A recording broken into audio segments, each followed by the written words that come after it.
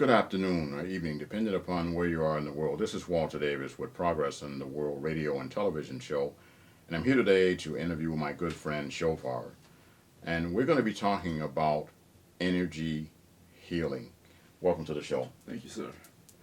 So, um, tell me about energy healing. And I know that you got an interest in this when you were 11 years old. Right. And so tell us a little bit about energy healing. Why is it necessary? Sure, sure. For those of you who want to know my background and stuff like that, there's be other videos that you can get the basic background and some things. So this is not the introductory video. So we're gonna go into some deeper concepts and stuff here. But as far as why energy work is needed, there's a lot of things that we carry that may not even be ours. Even we may be carrying stuff from our ancestors, let alone our own self. So this work addresses that. It begins to work towards balancing that out.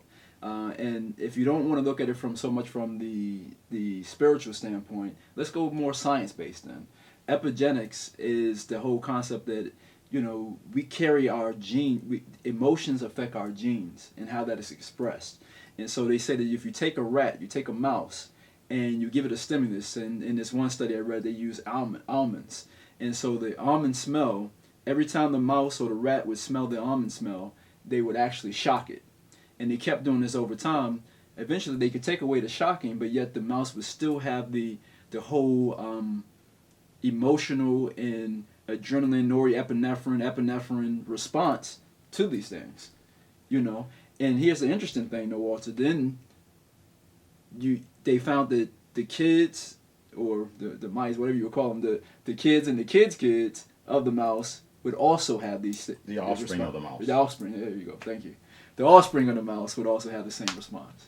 Okay, so then that is something that is true in terms of human beings. Right. For example, me, when I grew up, there was a restroom for black people and one for white people, so that there was a black woman's restroom and a white woman's restroom, and a black men's restroom and a white men's restroom.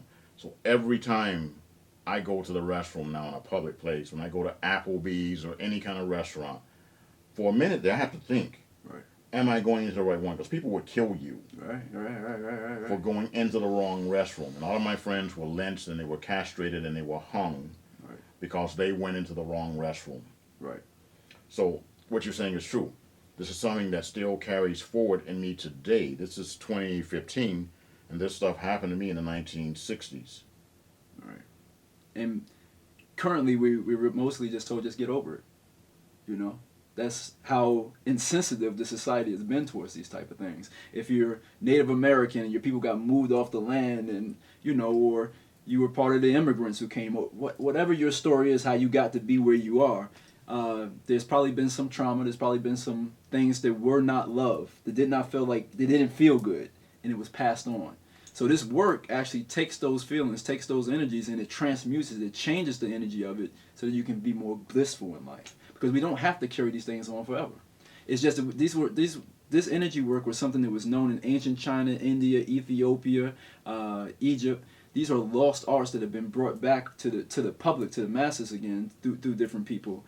And these are sciences. I like to say it's spirit, but it's also science. It's a science to how we can balance ourselves out again. So the Flexner Report, which came out in 1909, essentially made a lot of holistic and naturopathic techniques illegal.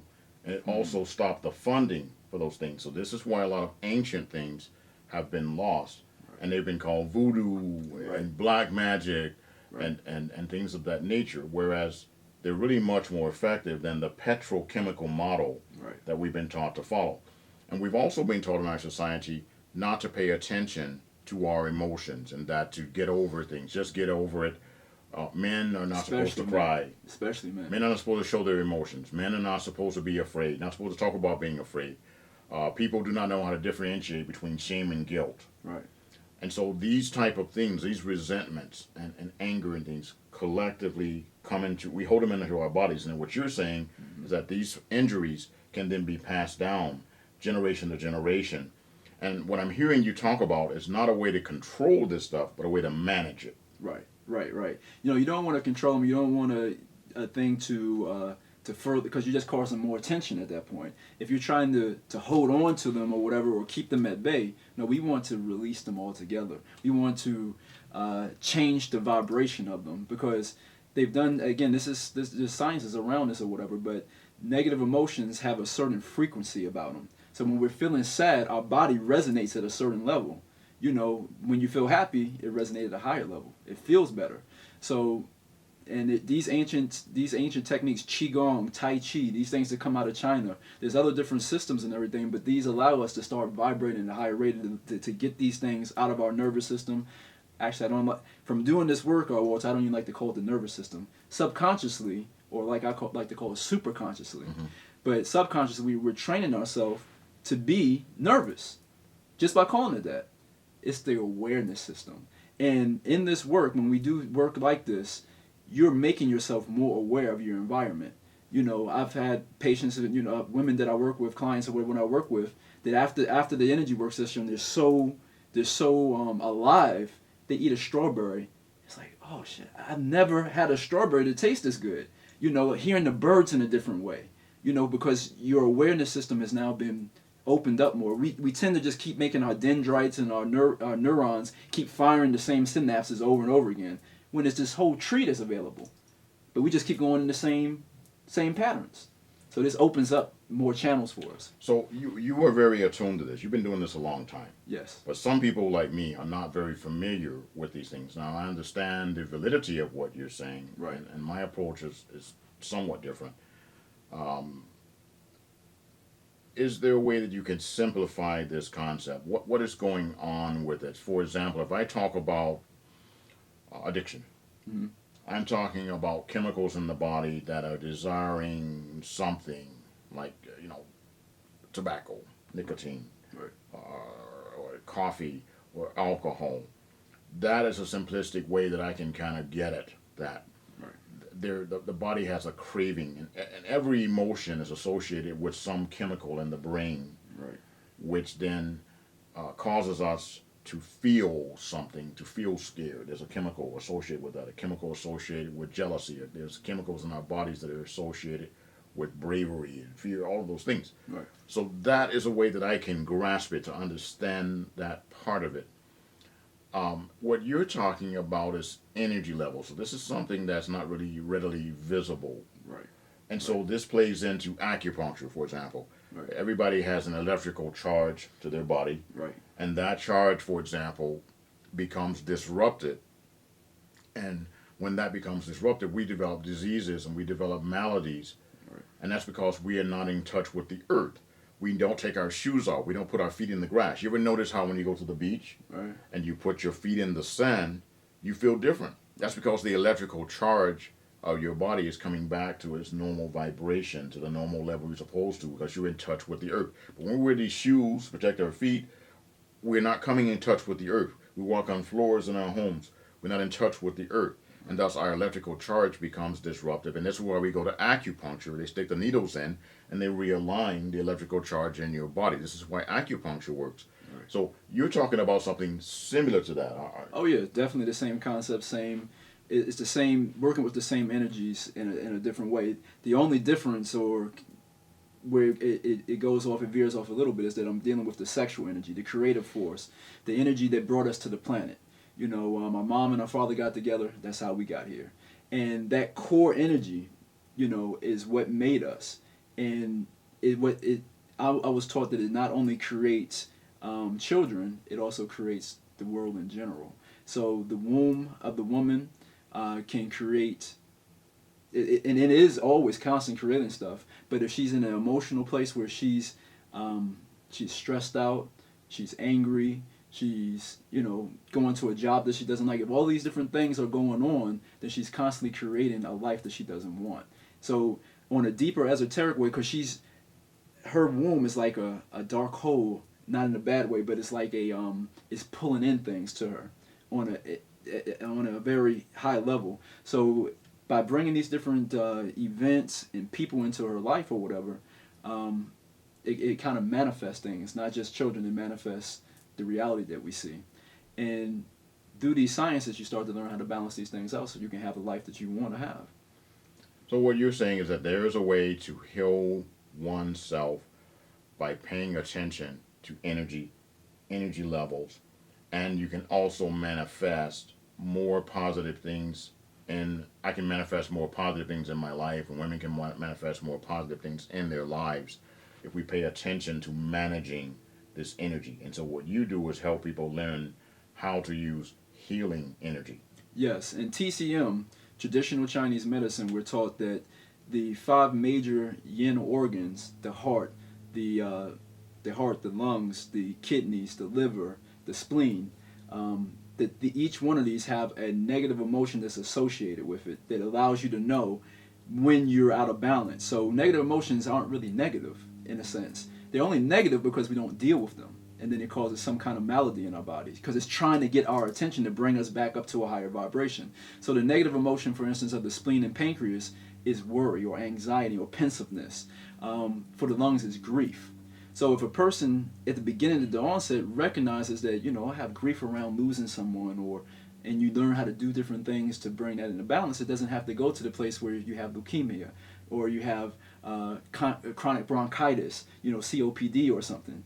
So if you check it in the early stage, your body's going to keep trying to get your attention, and it's going to get stronger, it's going to get stronger. So that's what these different sciences can do if we know how to use them. Exactly. So this is something that I learned being a therapist, is helping people work through their emotions and not go around them. And this is what I notice that people do. People do that with alcohol. Right. They cover the emotions up. And you talked about negative and positive emotions. Right. Some people consider anger to be a negative emotion. However, anger never comes by itself. Anger comes with something else. It comes with jealousy. It comes with disappointment. It comes with shame. And so if we learn to talk about and express ourselves on the other emotions, we can learn to manage anger. Right. So there's nothing wrong with anger. No. It's what you do with the anger. If you bash somebody's head in with it, well, then that's not a good thing. No. But if I come to you and say, a fact, right, you were late picking me up and I lost my job and thus I'm angry with you. That's a way of processing that. But if I say, if I lost my job, I'm more than angry with you. That's a problem, bro. So but no, I feel you. If I then judo chop you in the head, I hit you in the head with a wrench, right, well, then that's not an appropriate thing. That's the negative part of it right there. The way that we manage ourselves. Right. That's what I hear you saying. Oh, no question. You got it right. You got it right. So this then is very effective towards helping women heal things like rape. Yes. Right? Incest. Yes. Talk about that. How is it that you are able to take sexual energy and help women heal themselves? It goes back to what we were talking about earlier, how, like, if you think of it as a channel, a canal, and you have these other off branches that you could use or whatever, but we always just keep doing this one, which doesn't feel good. If we start opening up these side canals and everything, now you have a possibility to feel different about things. And if you take the different negative emotion, the thoughts, and the pictures that come up in the head, and you frame them in a different way, and help the person to basically let go of these things, when that starts to happen. I remember there was one woman who had a lot of anger. This is back when I was first learning this. And she had a lot of anger, and she had liver problems. And the anger in Chinese medicine shows us that there's something going on with the liver. And so when I started doing the energy work on her, she, after a while, it was like, she didn't believe it was going to feel like I told her. Like, it would feel orgasmic, it would feel pleasurable.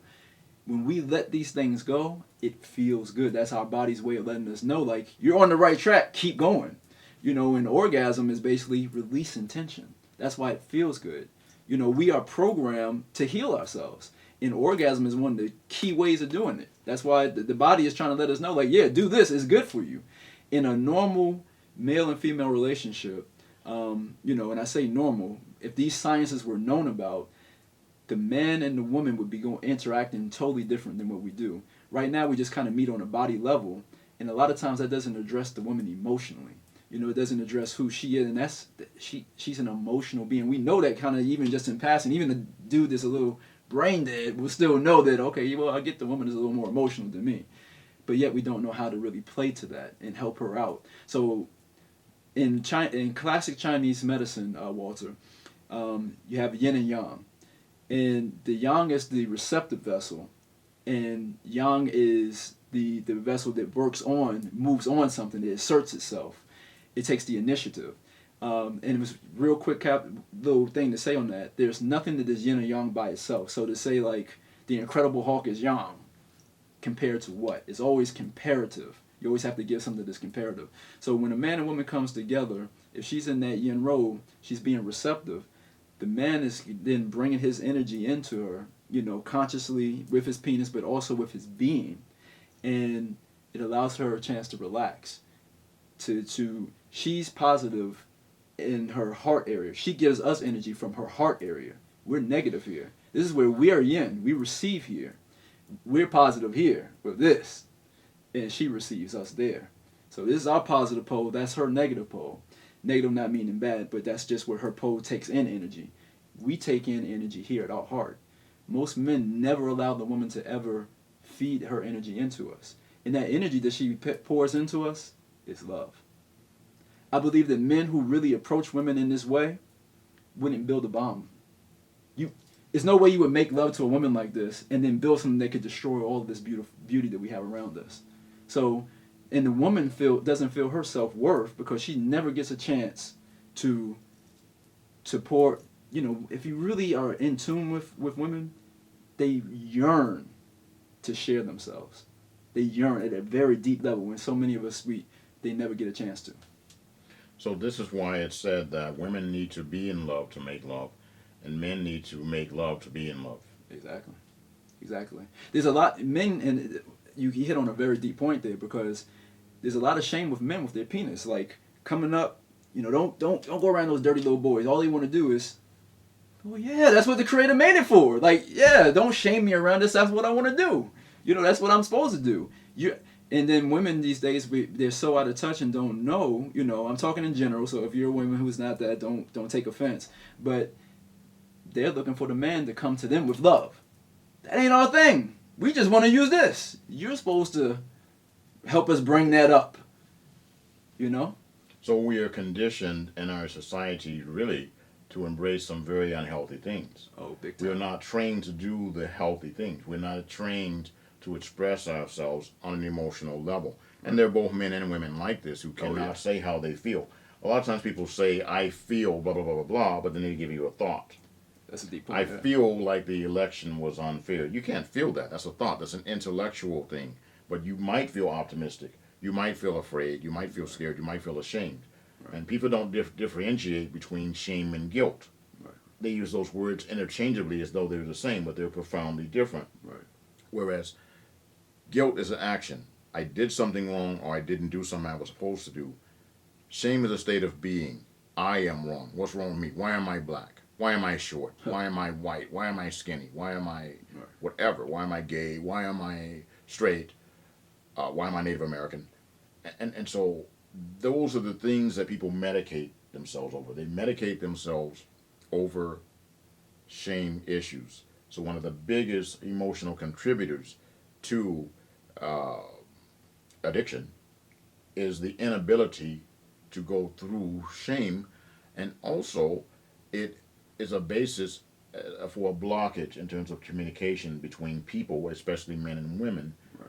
And so what I've noticed is that if you tell someone that they've done something and it appears to be wrong or they made a mistake, a shame-based person will become angry and very defensive, and they can't correct the situation. They continue to perpetrate that mistake over and over again because they cannot face the fact that they've made a mistake. That makes sense. And so the reason that is, as you said, it's generational. It's passed down from one generation to another. So how did your family deal with those kind of things? If you were found wrong, then you might get a whipping. You might get a spanking. So then the focus then becomes, I got to make sure I prove that I wasn't the one that did it. And I can always tell when people are shame-based, because when something happens, the first thing they say is, I didn't do it. Right. Wasn't my fault. I didn't say it was. Because I don't want to have to go get the switch. Yeah, I was from the South, so we had to go, you go pick out your own switch, and make sure it's one that's limber, and, like, no, I'm trying to get one that ain't going to do too much damage. No, you go get another one. But no, I feel you. So the effort then becomes for some people to prove that they didn't do anything wrong, Right. as opposed to doing the right thing or doing the loving thing or taking the correct action. Being defensive then becomes the number one objective. Right. And this is what's wrong with our society. This is why we get derailed. This is why we have rapes. This is why we have these injuries that are perpetrated. And some of them, as you said, are passed down from one generation to another because it is the family itself Right. that transmits addiction.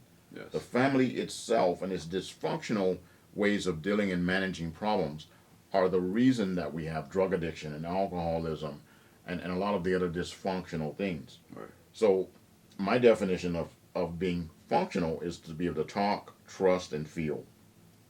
To make it okay to talk about something, to make it okay to trust the process, not the person, but trust that when I tell you I felt embarrassed when you, I felt ashamed when you know, so I state the action and then state the feeling.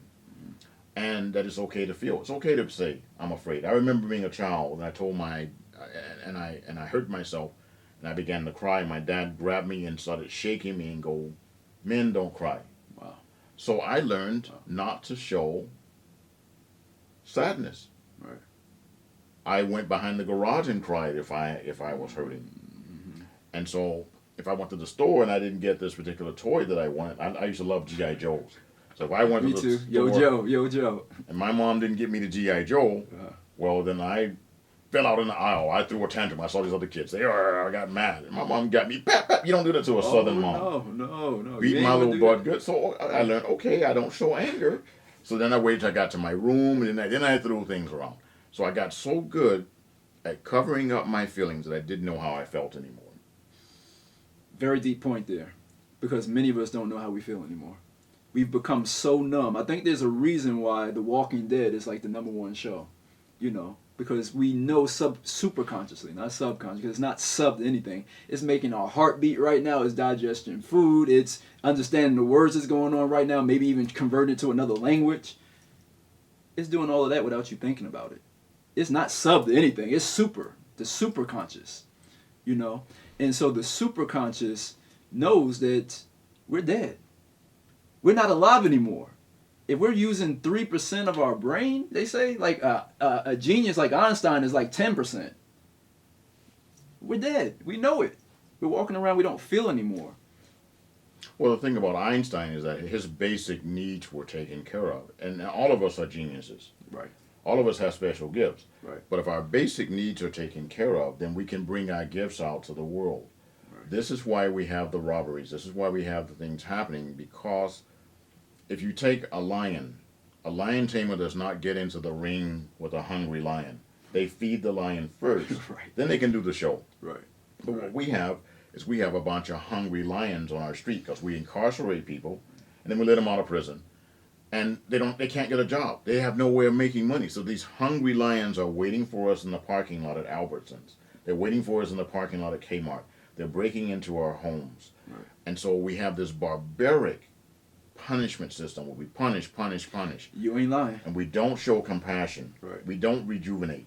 We don't show people how to rehabilitate their lives. And we call it the correction system.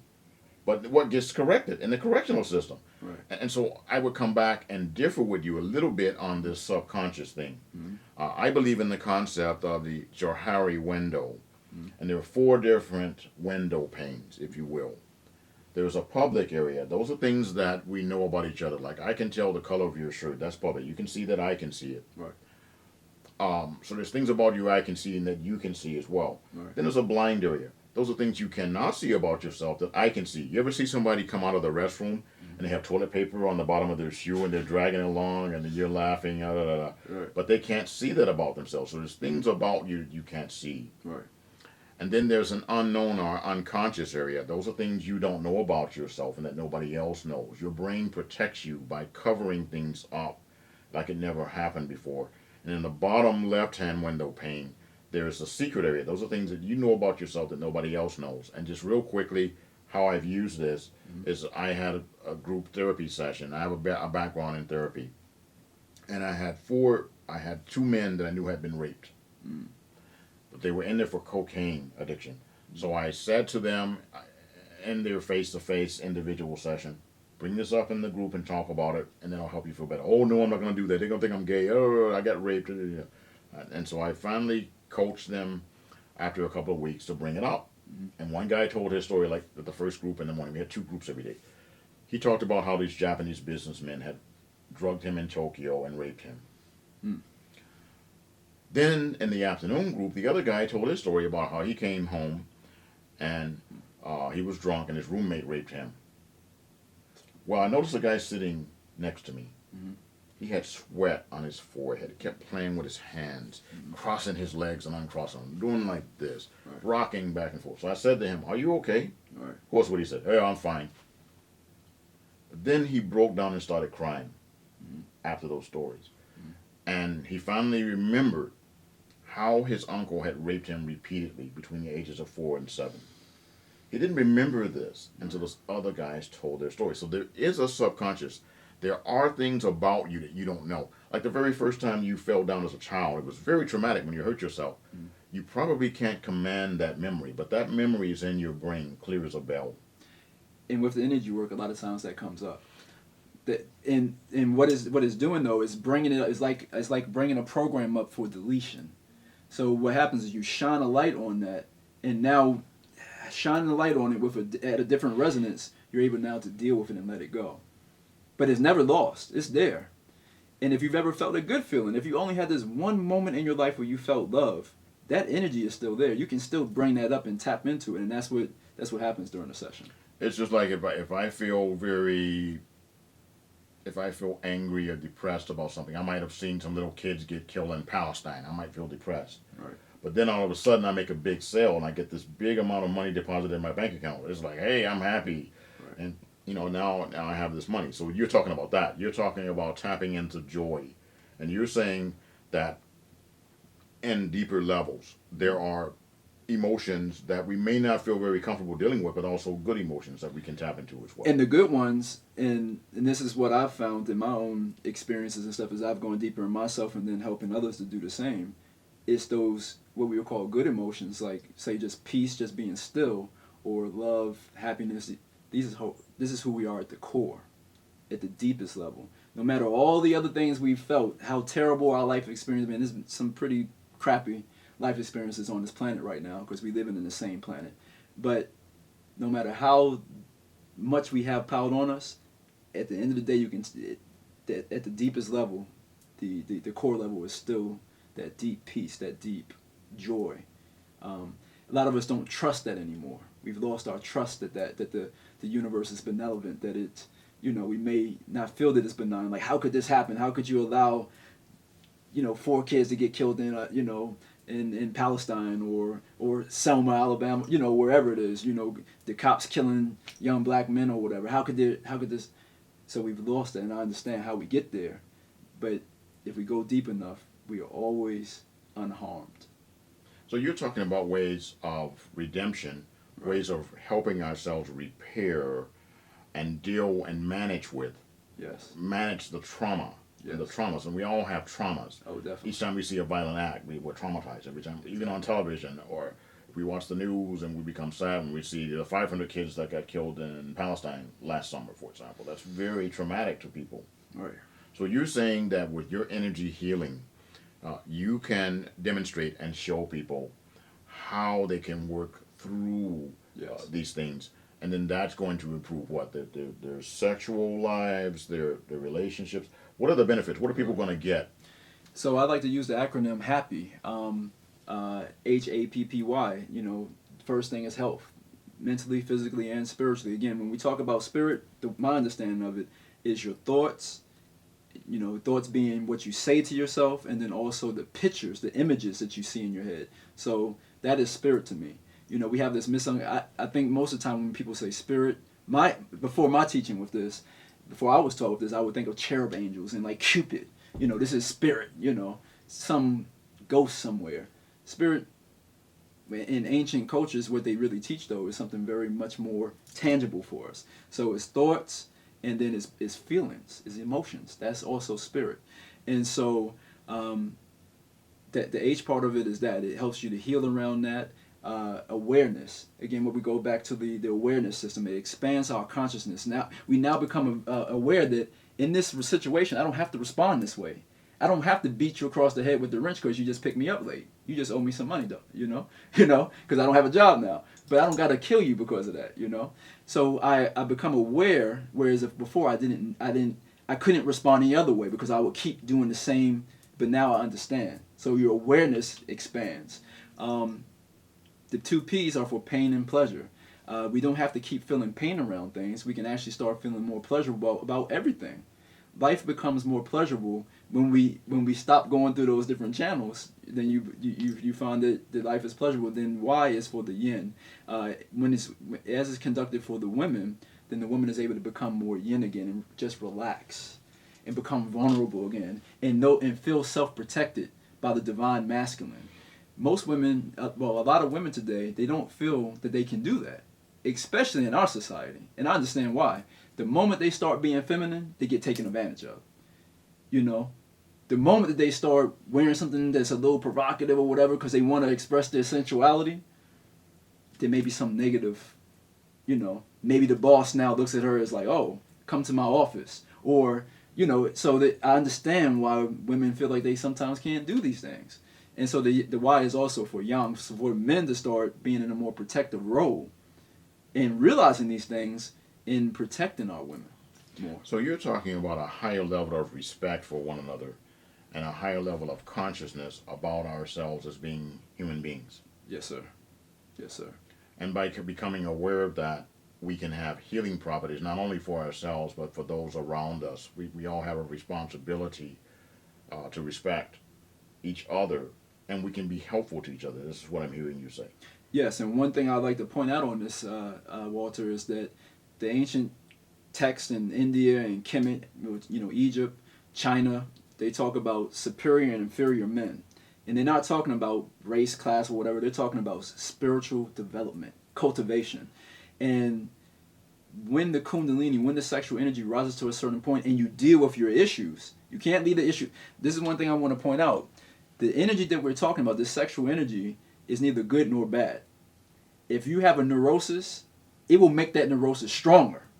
If you add more kundalini, more creative ability to yourself, more sexual energy to yourself, now if you have an anger problem, you'll be able to be more angry. So it has to be dealt with the proper way. If you're going to turn up the heat, you got to know what you're cooking,